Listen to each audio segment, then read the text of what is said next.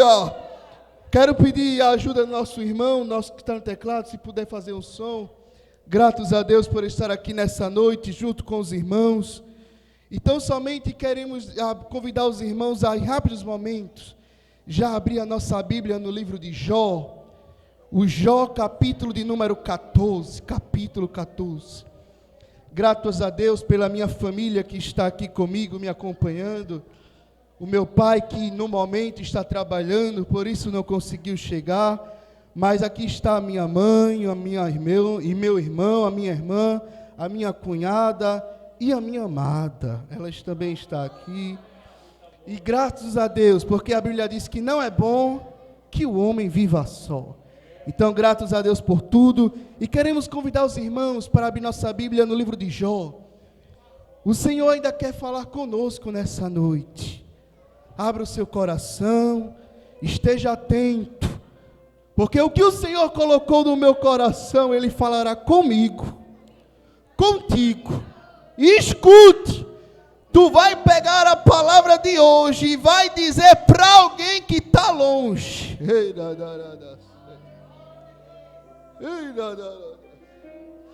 Jó, capítulo de número 14. Vamos fazer uma leitura todos juntos.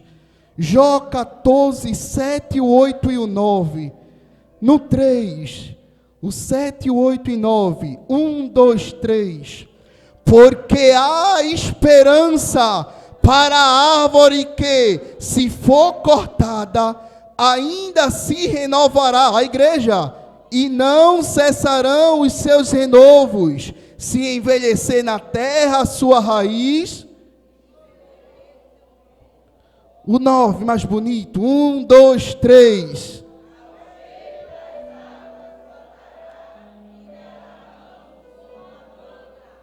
Quantos podem dizer amém?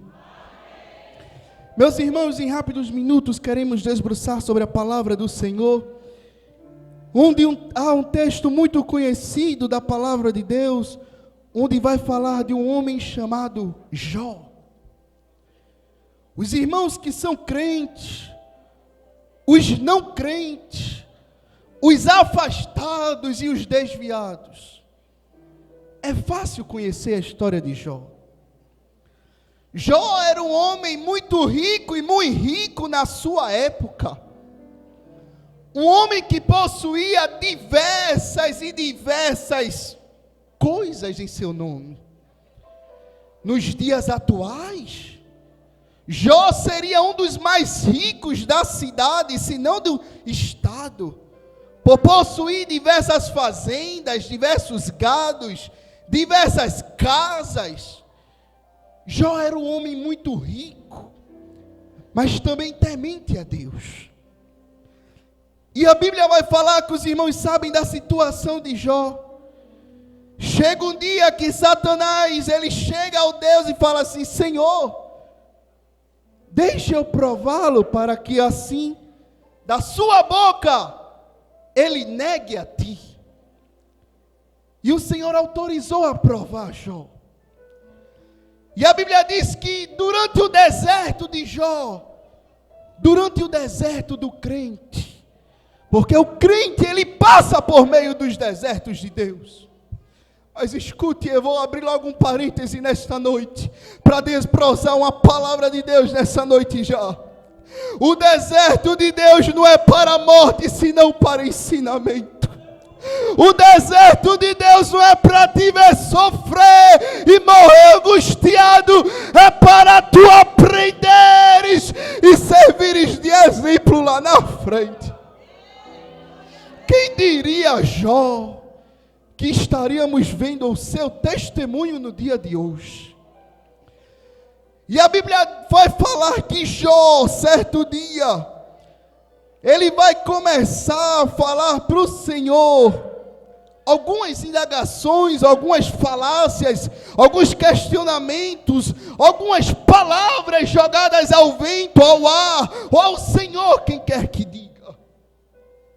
E Jó, comparando-se à vida humana, ele vai trazer uma analogia a respeito de uma árvore.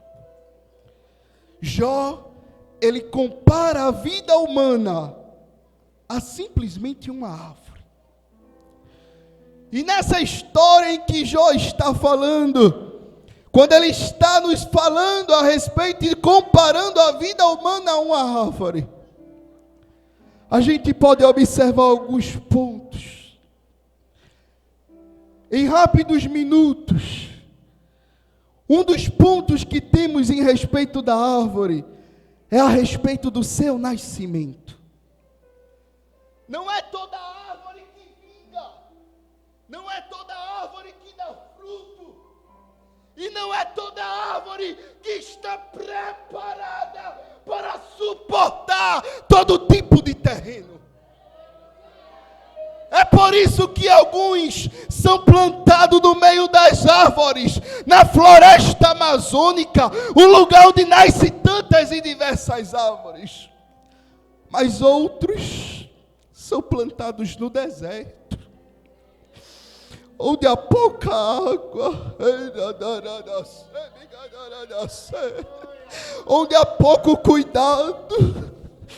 E às vezes a gente começa a negar, Senhor, porque para mim parece ser mais difícil.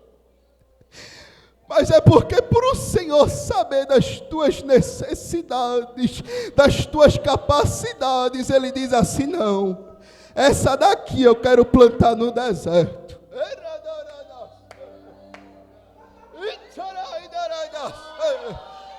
Mas sem água, mas Ele é a água da vida. É por isso que a tua dependência vem dEle. Se Ele te planta junto com as outras árvores, ia ser muito fácil.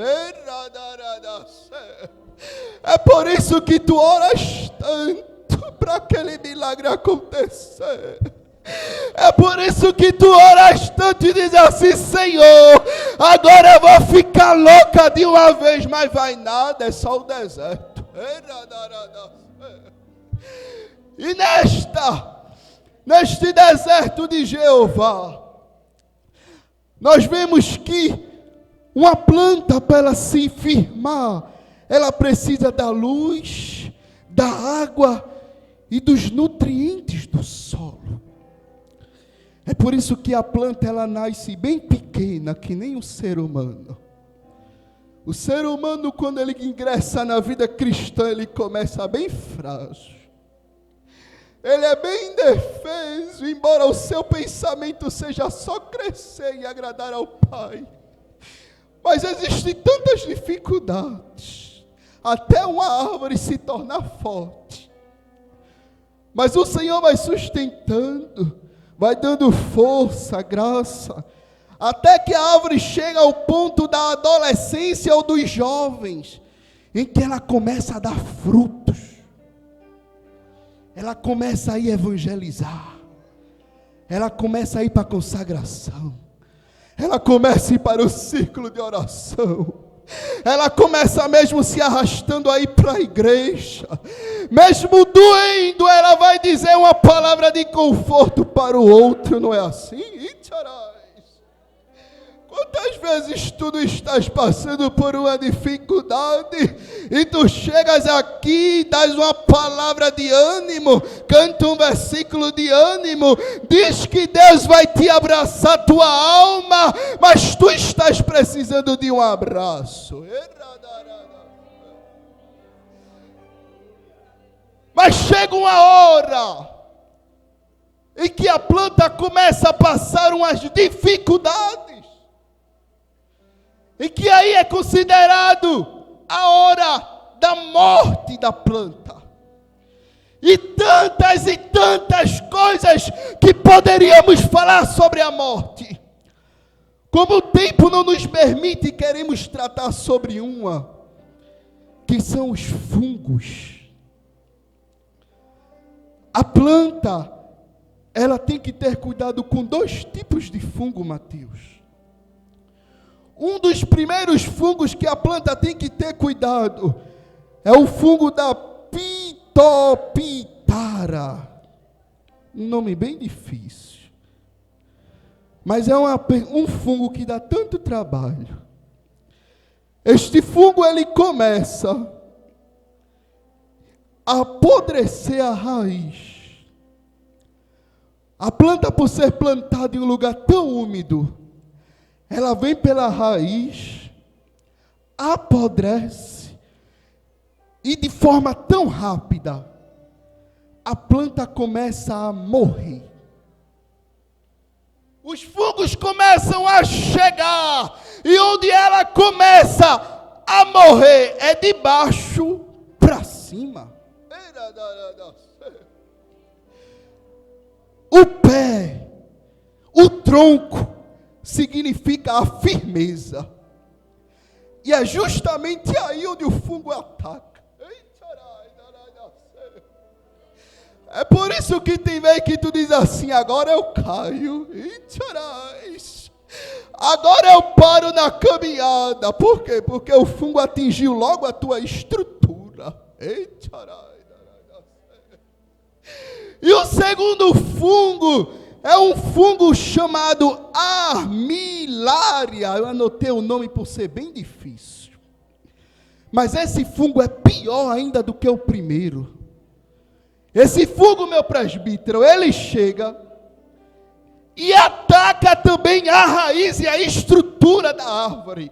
Porém, ela é de forma gradativa e lenta. Ela começa a atacar de forma tão lenta que a árvore ela começa a perder os nutrientes aos poucos. E sabe o que é o pior dela? É que a outra é pegada por meio das águas. Essa não. Esse fungo, ele só chega na árvore através de outras árvores contaminadas. Então as outras árvores contaminadas contamina a árvore que está boa. E ela começa a se desagradar, começa a morrer, e chega um ponto em que ela não consegue mais ficar em pé. Mas por que Jó compara isso com as nossas vidas? Quando eu estava orando, quando eu estava intercedendo para Deus por uma palavra pela madrugada, o Senhor coloca esta palavra no meu coração, porque Ele me disse que aqui teria muitas pessoas inconstantes. Teria pessoas que o fungo, inimigo das almas, disse assim: eu vou atacar logo no tronco. Eu vou quebrar o tronco, a raiz, vou quebrar. E quando ela cair, os frutos caem.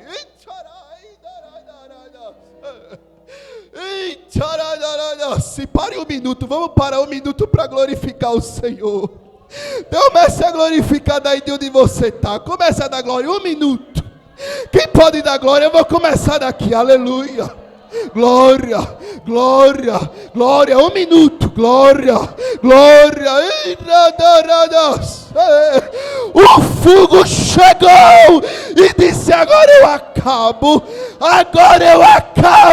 e os frutos da árvore vai cair.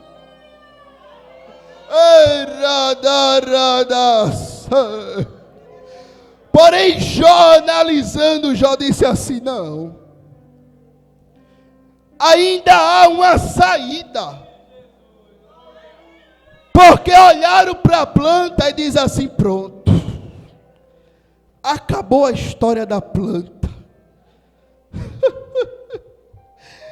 Aquela arvorezinha que só queria ser a grande, aquela arvorezinha que só queria ser a melhor de todas, Deus sabe do teu coração. Olharam e disseram assim: pronto, agora acabou, agora não tem saída não. Mas a saída para a árvore que foi cortada. Se com autorização do nosso presbítero, eu quero convidar a igreja de pé nessa noite.